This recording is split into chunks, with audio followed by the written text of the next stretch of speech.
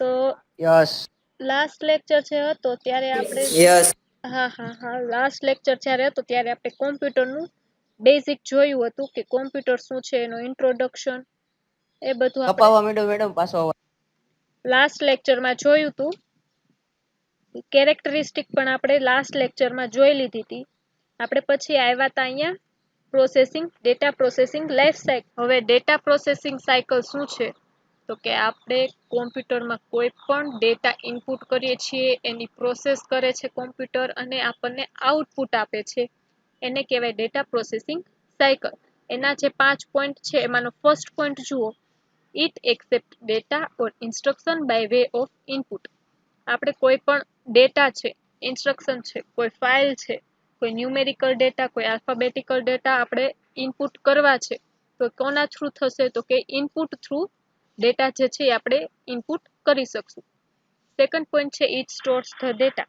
આપણે જે કંઈ ડેટા ઇનપુટ કરીએ છીએ એ ડેટાને સ્ટોર કરી રાખશે કોણ? તો કે કોમ્પ્યુટર. થર્ડ પોઈન્ટ છે it can process data as required by the user. કે આપણે યુઝર જે છે અમુક ડેટા અગાઉ નાખી દે છે, એને અત્યારે જરૂર નથી કે એ ડેટાને પ્રોસેસ કરાવવાની અત્યારે જરૂર નથી, એને થોડાક ટાઈમ પછી એને જે કંઈ ડેટા પ્રોસેસ કરાવવા છે તો ત્યારે પણ એ પ્રોસેસ કરાવી શકે. ફોર એક્ઝામ્પલ, હું અત્યારે એક ફાઇલ જે છે એ મારા કોમ્પ્યુટરમાં રાખી દઉં છું. ઓકે, હવે એ ફાઇલ મારે અત્યારે પ્રોસેસ નથી કરાવી, મારે એની ફાઇલની 2 દિવસ પછી જરૂર છે, તો હું એ 2 દિવસ પછી જ્યારે મારે જરૂર હશે ત્યારે એ ફાઇલને હું પ્રોસેસ કરાવડાવીશ. ઓકે, થર્ડ પોઈન્ટ હતો એ. હવે ફોર્થ પોઈન્ટ છે it give result in form of output.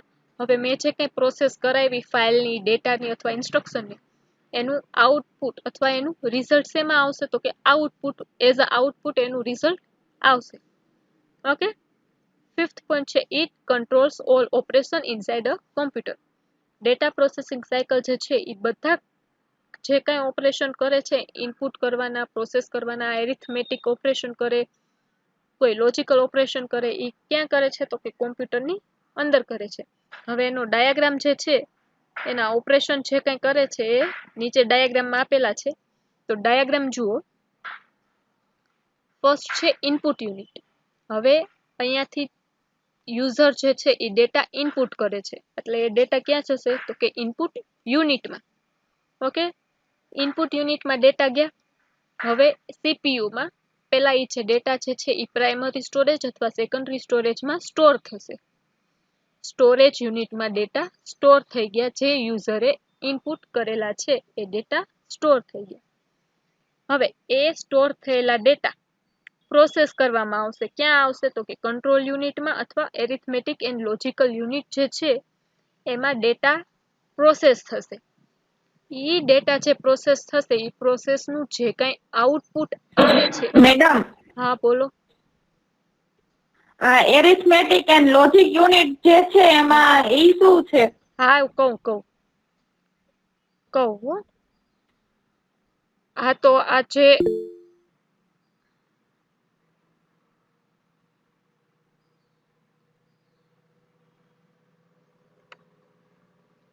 A arithmetic શું પ્રોબ્લેમ છે ભાઈ? વોઇસ જતો રહ્યો, આવતો રહ્યો. ઓકે, હવે ડેટા ઇનપુટ કરેલા ડેટા સ્ટોરેજ યુનિટમાં સ્ટોર થાય છે, પ્રાઇમરી સ્ટોરેજ અથવા સેકન્ડરી સ્ટોરેજ. હવે ત્યાંથી કંટ્રોલ યુનિટમાં અને એરિથમેટિક એન્ડ લોજિકલ યુનિટમાં પ્રોસેસ કરવામાં જાય છે. એરિથમેટિક યુનિટ એટલે કોઈ પણ એરિથમેટિકલ પ્રોસેસ છે, જેમ કે એડિશન કરવું છે, આપણે મલ્ટિપ્લિકેશન કરવું છે, સબસ્ટ્રેક્શન કરવું છે, કોઈ પણ એવા કેલ્ક્યુલેશન વાળા જે કંઈ ડેટા હશે એ એરિથમેટિક યુનિટમાં જશે. હવે લોજિકલ જે ડેટા છે, ફોર એક્ઝામ્પલ મારે કમ્પેરિઝન કરાવી છે, 2 નંબર છે એનું હું કમ્પેરિઝન કરાવું કે 5 અને 4 સરખા છે, તો ઈ લોજિકલ ઓપરેશન થયું, એટલે ઈ ક્યાં જશે? લોજિકલ યુનિટમાં ઓપરેશન કરવા જશે. અને કંટ્રોલ યુનિટમાં શું થશે? તો કે આ જે કંઈ પ્રોસેસ થાય છે એનું કંટ્રોલ થશે. હવે મેં જે કંઈ ડેટા ઇનપુટ કરેલા છે એ સ્ટોરેજ યુનિટમાંથી ક્યાં આવી ગયા? તો કે કંટ્રોલ યુનિટ અને એરિથમેટિક એન્ડ લોજિકલ યુનિટમાં.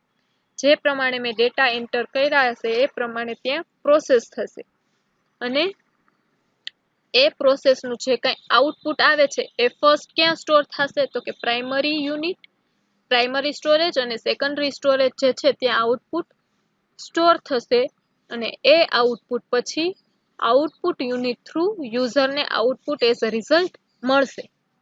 ઓકે, આ સમજાઈ ગયું બધાને? આ ડાયાગ્રામ આખો સમજાઈ ગયો? યસ.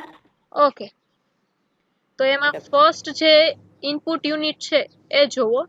ઇનપુટ યુનિટ શું કરે તો કે ઇનપુટ યુનિટ કોઈ ડેટાને આપણે એન્ટર કરાવવા છે તો ઇનપુટ યુનિટ થ્રુ આપણે કોઈ ડેટા, ઇન્સ્ટ્રક્શન, ફાઇલ્સ અથવા કોઈ જે કંઈ જાતનો આપણો ડેટા છે એ ઇનપુટ યુનિટ થ્રુ આપણે ઇનપુટ કરી શકીએ.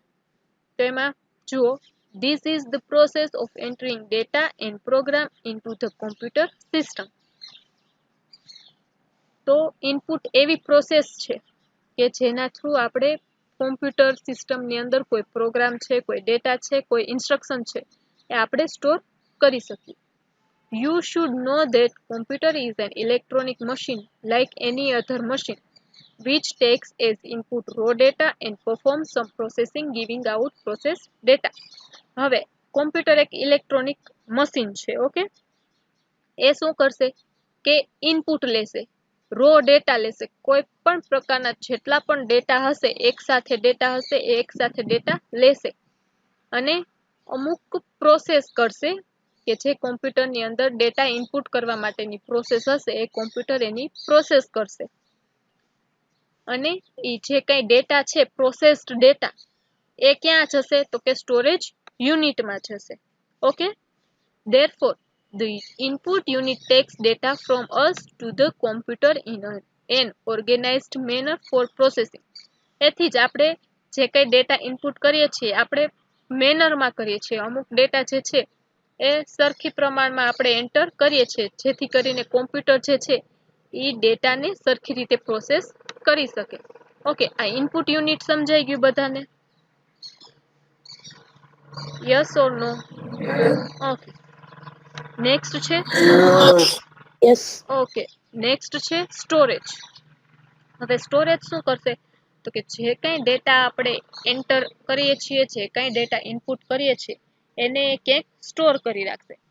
પ્રાઇમરી સ્ટોરેજ એટલે કે બિલ્ટ ઇન સ્ટોરેજ, કોમ્પ્યુટરમાં જે કંઈ રેમ હોય, રોમ હોય, હાર્ડ ડિસ્ક હોય એમાં એન્ટર કરીને રાખશે, સ્ટોર કરીને રાખશે. અને સેકન્ડરી સ્ટોરેજ મીન્સ કે આપણે કોઈ પેન ડ્રાઈવથી આપણે ડેટા લઈએ, અલગથી હાર્ડ ડિસ્ક આપણે અટેચ કરીને જે કંઈ ડેટા હોય એ લઈએ, એને કહેવાય secondary storage.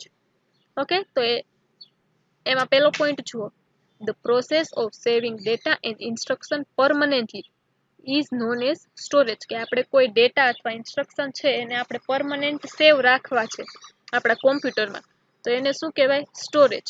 Data has to be fed into the system before the actual processing start. હવે કોમ્પ્યુટર જે કંઈ પ્રોસેસ સ્ટાર્ટ કરે, એની એક્ચ્યુઅલ પ્રોસેસ જે કંઈ સ્ટાર્ટ થાય એની પહેલાં આ બધા ડેટા જે છે એ સ્ટોરેજ યુનિટમાં આવી ગયેલા હોય છે.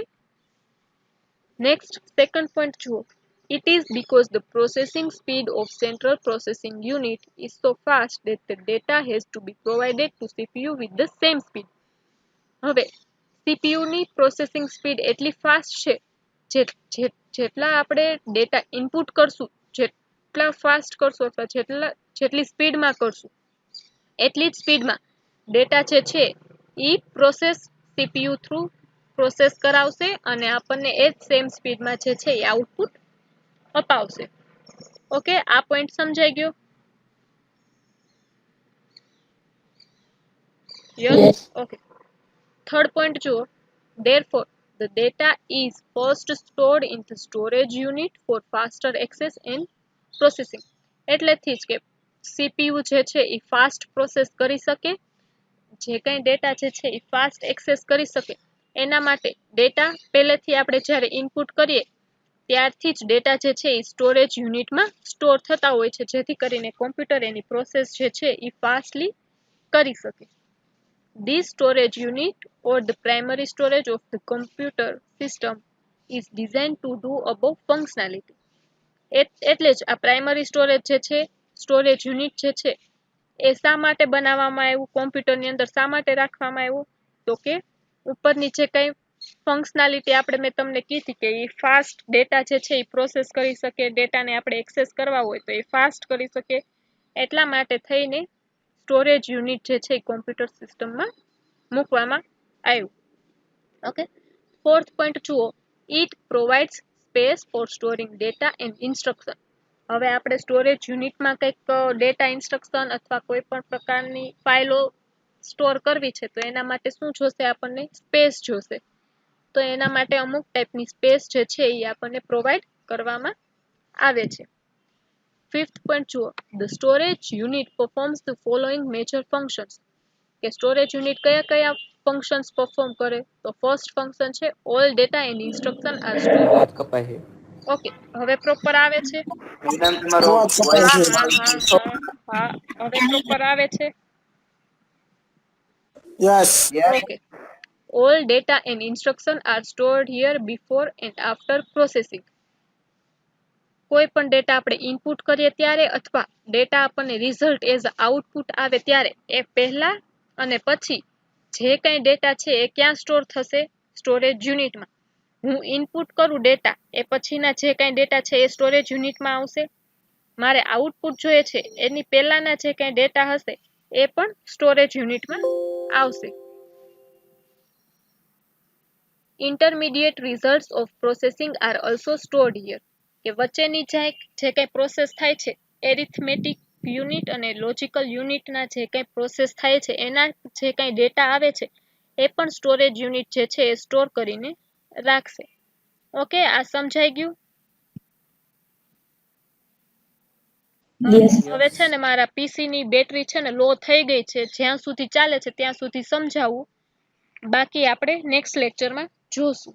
ઓકે, થર્ડ છે પ્રોસેસિંગ. ઓકે. પ્રોસેસિંગમાં પહેલો પોઈન્ટ શું છે, તો કે the task of performing operation like arithmetic and logical operation is called processing. હવે આપણે એરિથમેટિકલ ઓપરેશન કરાવીએ અથવા લોજિકલ ઓપરેશન કરાવીએ, એ ઓપરેશનને કેવા કહેવાય, તો કે શું કહેવાય, તો કે એને પ્રોસેસ કહેવાય. કે આ આપણે ડેટા ઇનપુટ કરીએ છીએ એરિથમેટિક અથવા લોજિકલ ઓપરેશનમાં, એ પ્રોસેસ કરશે એ યુનિટમાં, એરિથમેટિક અને લોજિક યુનિટ જે કાંઈ છે એમાં ડેટા જે છે એ પ્રોસેસ કરશે, એટલે એને કહેવાય processing. The central processing unit takes data and instruction from the storage unit and makes all sort of calculation based on instruction given and the type of data provided. હવે આ CPU શું કરશે, તો કે આપણે જે કંઈ ડેટા એન્ટર કર્યા છે, જે સ્ટોરેજ યુનિટમાં સ્ટોર થયા છે એ બધા ડેટાને લેશે, એને સોર્ટ કરશે. આપણે જે કંઈ ઇન્સ્ટ્રક્શન આપેલી છે, ક્યારે, કેવી રીતે ને કઈ ઇન્સ્ટ્રક્શન એમને પહેલા લેવી, એ રીતે એ સોર્ટ કરશે, એનું કેલ્ક્યુલેશન કરશે અને આપણે કયા ટાઈપના ડેટા પ્રોવાઈડ કર્યા છે એ ઉપરથી, આપણે કેવી ઇન્સ્ટ્રક્શન પાસ કરી છે એ ઉપરથી એ શું કરશે, ડેટાને સોર્ટ કરશે, કેલ્ક્યુલેશન કરશે અને એ પછી જે કંઈ પ્રોસેસ કરશે એ કોણ કરશે, તો કે સેન્ટ્રલ પ્રોસેસિંગ યુનિટ જે પ્રોસેસ કરતું હશે એ કરશે. It is then sent back to the storage unit. હવે એ જે કંઈ પ્રોસેસ થઈ ગઈ એ પાછું ક્યાં મોકલશે, તો કે એ પાછું સ્ટોરેજ યુનિટમાં મોકલશે કે આ પ્રોસેસ થઈ અને એનું આઉટપુટ આવી રીતે આવશે. એટલે એ આઉટપુટ ક્યાં જશે, પહેલા સ્ટોરેજ યુનિટમાં. નેક્સ્ટ પોઈન્ટ છે આઉટપુટ. આઉટપુટમાં શું આપણને આવશે, જે કંઈ આપણે ઇનપુટ કરેલું છે, જે કંઈ પ્રોસેસ થઈ છે એને આપણને રિઝલ્ટ આવશે